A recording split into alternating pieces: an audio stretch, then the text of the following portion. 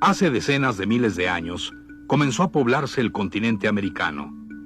Los hombres de aquella época recorrieron vastas regiones en busca de condiciones adecuadas para subsistir.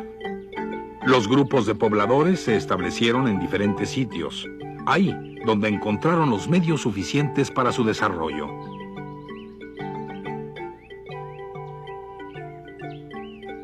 La zona, definida hoy por algunos especialistas como el norte de México, se extiende más allá de la frontera norte mesoamericana y trasciende los límites actuales entre México y Estados Unidos.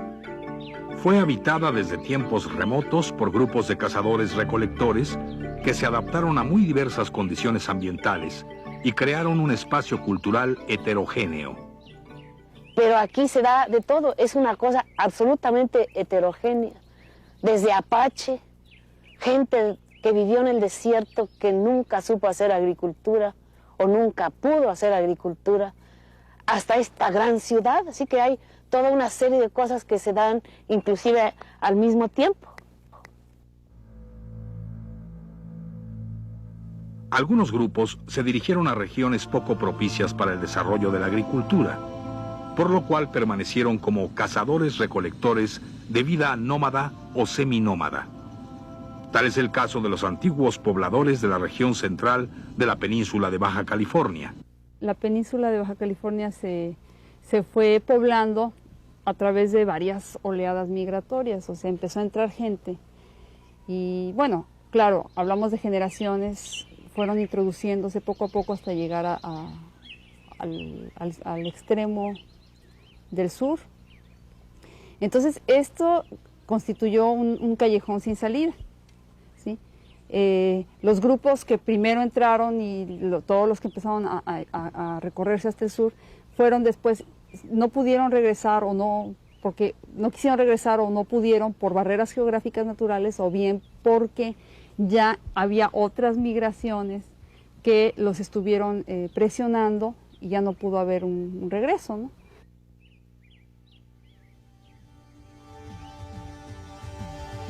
En su viaje a través de la península, los grupos humanos llegaron finalmente al extremo sur.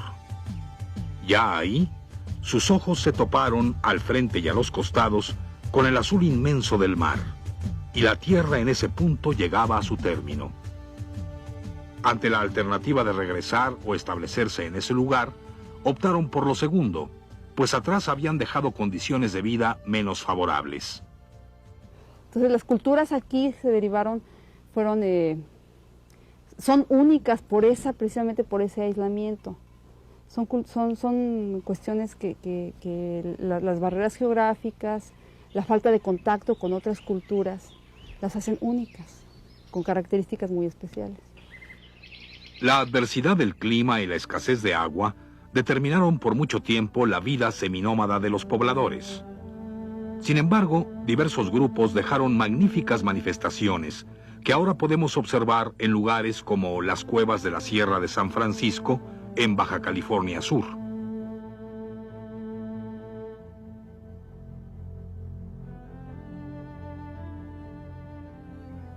En algunas regiones del norte de nuestro país, pudieron desarrollarse otras culturas gracias a la mayor cantidad de lluvia y de ríos que hicieron posible la obtención de productos agrícolas y con ello el establecimiento de comunidades sedentarias. En la Cueva de la Olla, localizada en la Sierra Madre Occidental, en lo que hoy es el estado de Chihuahua, aún pueden observarse vestigios de esa actividad. Grandes depósitos construidos desde la época prehispánica para almacenar semillas.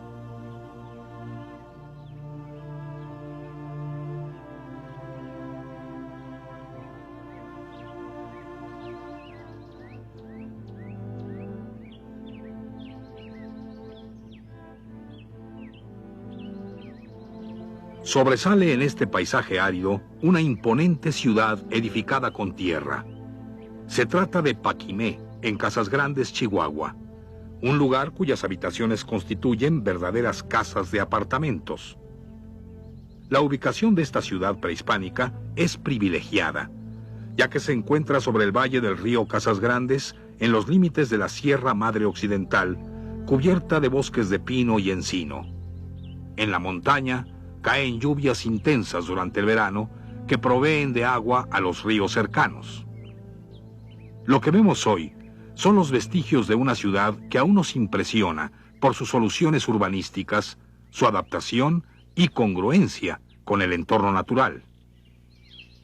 Su arquitectura en adobe ha resistido hasta nuestros días la erosión provocada por el viento, el sol y el agua.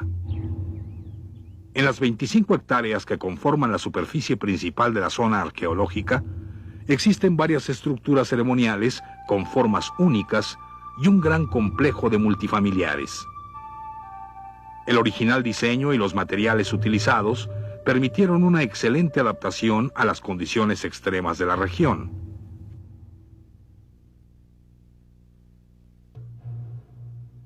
Y aquí vemos solamente un dibujo de una de las unidades en donde vemos la reconstrucción en base al trabajo arqueológico. Aquí tienes un gran cuarto con 3 columnas enormes y cómo estaba arriba las otras vigas que mantenían el primer piso. Y un testigo muy especial en cada piso son las puertas. Y aquí evidentemente tenemos lo que es la planta baja, posteriormente más arriba tenemos lo que es un segundo piso, y luego allá en el muro de enseguida tenemos lo que en la parte de arriba lo que sería un tercer piso. Entonces tenemos el testimonio de las 3 puertas sucesivas, ¿no?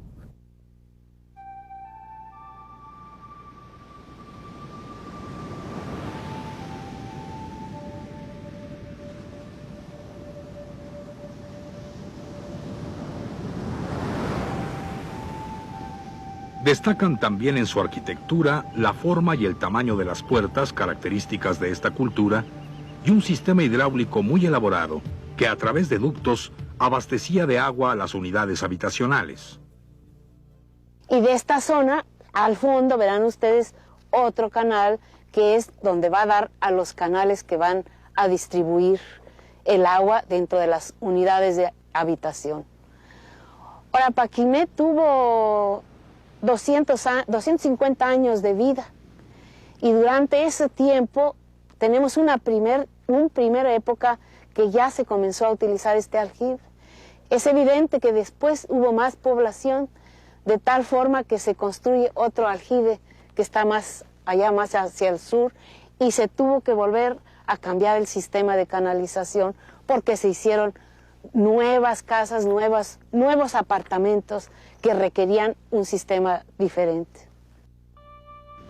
Paquimé es la ciudad prehispánica más grande que se conoce en el norte de México. Alcanzó su auge entre los años 1300 a 1400 de nuestra era. Sus habitantes, hábiles en la práctica del comercio, mantuvieron estrecho contacto con otros lejanos pueblos de Mesoamérica.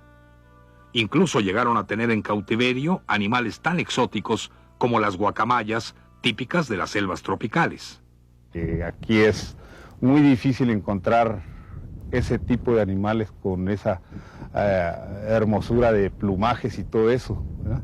Entonces ellos lo consideraron siempre como un animal sagrado y lograron hacerlo reproducir en cautiverio y sobre todo ponerles ese clima adecuado para que las plumajes les crecieran, porque aquí con el frío es muy difícil que a esos animales se les desarrollen los plumajes.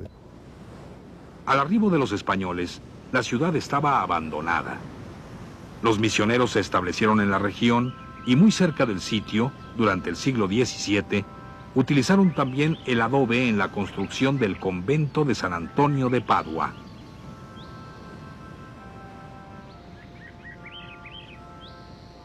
Actualmente los habitantes de la región emplean este material que funciona como un excelente aislante térmico.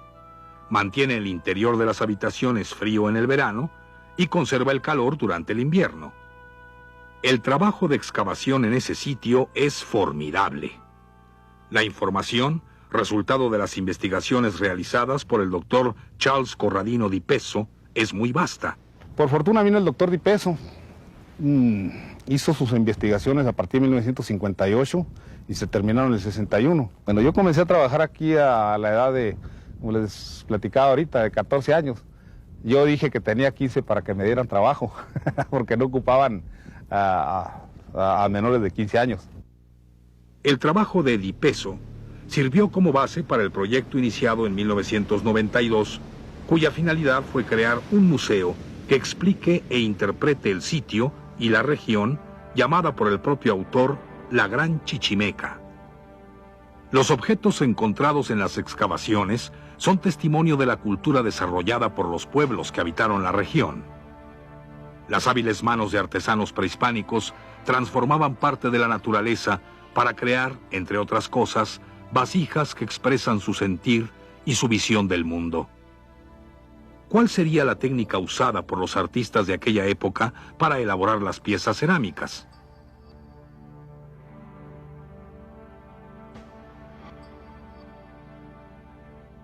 Hoy en día, en un poblado cercano a Casas Grandes, artesanos modernos fabrican vasijas estilo Paquimé que nos sugieren la manera en que sus antepasados daban forma a la arcilla. Hemos observado que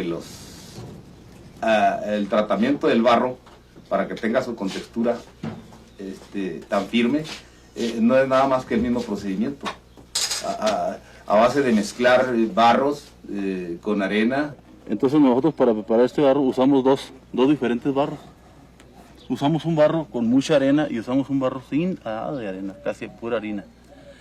Y lo ligamos, hacemos una liga y le quitamos la arena al que tiene arena.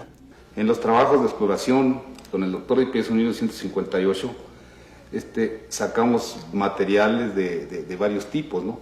Aquí tenemos, este es un punzón de hueso, aquí tenemos otro que también servía con ese, que era con la misma intención de marcar las piezas que salieron, que están haciendo ellos y que originalmente salieron con los mismos tipos de esgrafiados.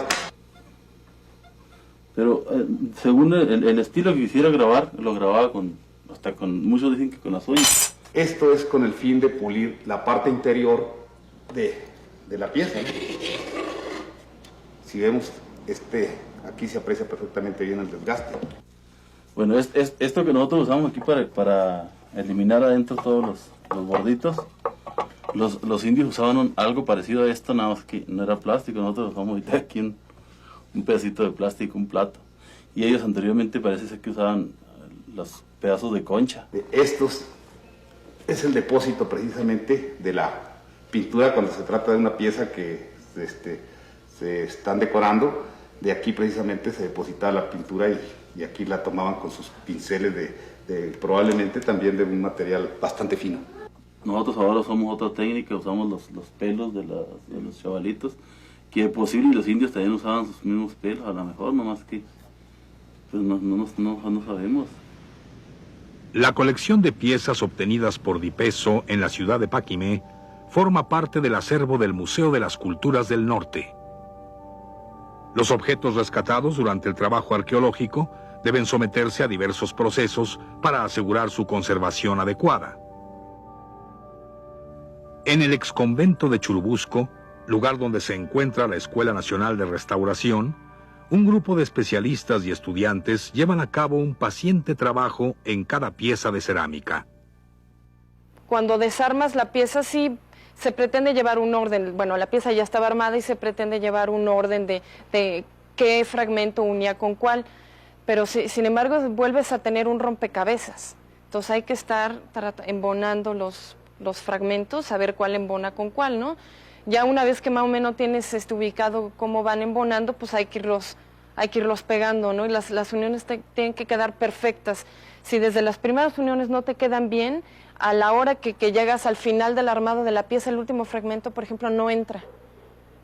Y tienes que volver a mover toda la pieza hasta que ese fragmento entre adecuadamente, ¿no?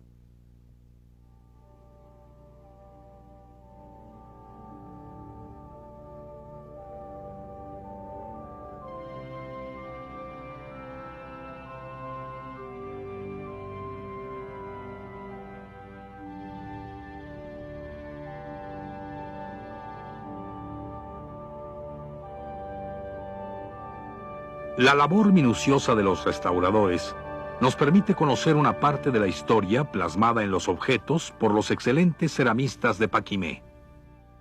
Por cuestiones de tiempo, bueno, esto no se reconstruye, aunque podría en casos extremos llevarse a cabo, puesto que tenemos elementos repetitivos de la forma del volumen que permitiría la reconstrucción de esta parte. Consideramos que no es necesario, esta pieza se puede presentar en un museo y se entendería perfectamente bien de qué se trata, porque hay que darle también oportunidad al visitante a que imagine y reconstruya mentalmente los objetos. Durante las excavaciones arqueológicas, generalmente se recuperan materiales cerámicos, objetos de piedra y restos óseos. Es muy raro que se preserven materiales orgánicos como los textiles, ya que son afectados en mayor medida por la humedad. En Paquimé lo que nos ayudó a conservar estos textiles es su clima, ya que como son materiales orgánicos, cuando están en un clima con muchísima humedad o muchísima temperatura, estos materiales orgánicos tienden a degradarse rapidísimo y se pierden, por eso ya no se pueden rescatar. Pero el clima de Chihuahua nos ayudó porque es principalmente seco. El trabajo realizado durante un arduo proceso de restauración hace posible que los hallazgos arqueológicos sean mostrados al público en el Museo de las Culturas del Norte.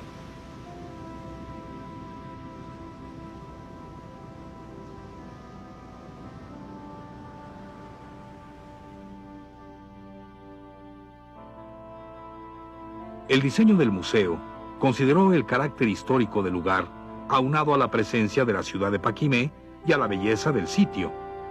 Además de incorporar el espacio del museo al entorno natural y cultural, se utilizaron materiales, técnicas y formas arquitectónicas características de la región. Esta es la inspiración para los señores arquitectos para hacer así el museo. Eso es lo que se va a ver.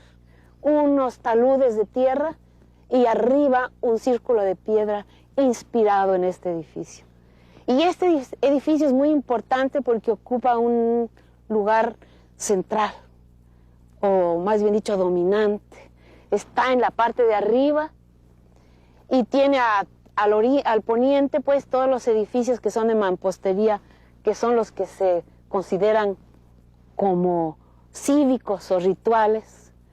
Y aquí al oriente tiene los grandes edificios que son de habitación. El punto de partida del museo tiene como objetivo establecer las grandes diferencias existentes entre las culturas del norte y las del resto de México.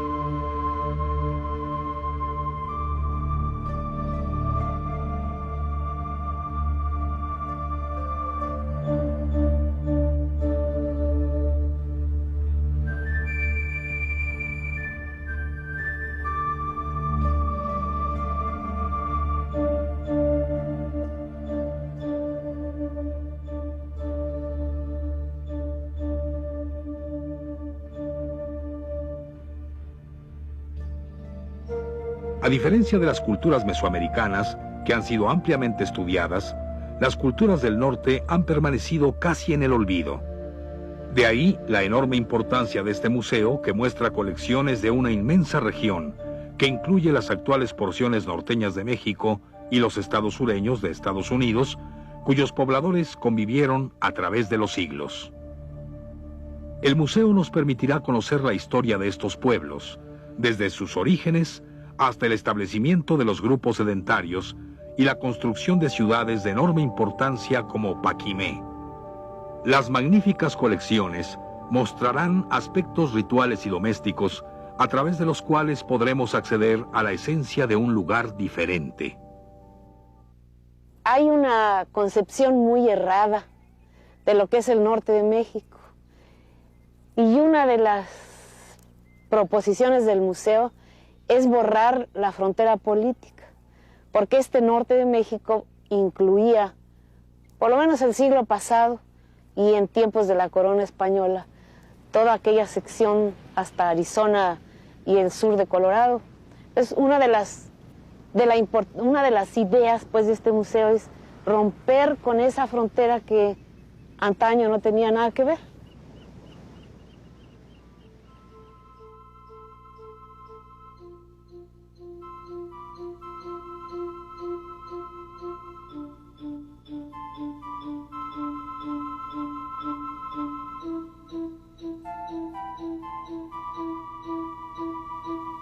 Lo que hemos visto hasta aquí es solo una muestra de los trabajos de investigación y preservación efectuados en el sitio a partir del otoño de 1992 como parte de las acciones llevadas a cabo por el Consejo Nacional para la Cultura y las Artes a través del Instituto Nacional de Antropología e Historia.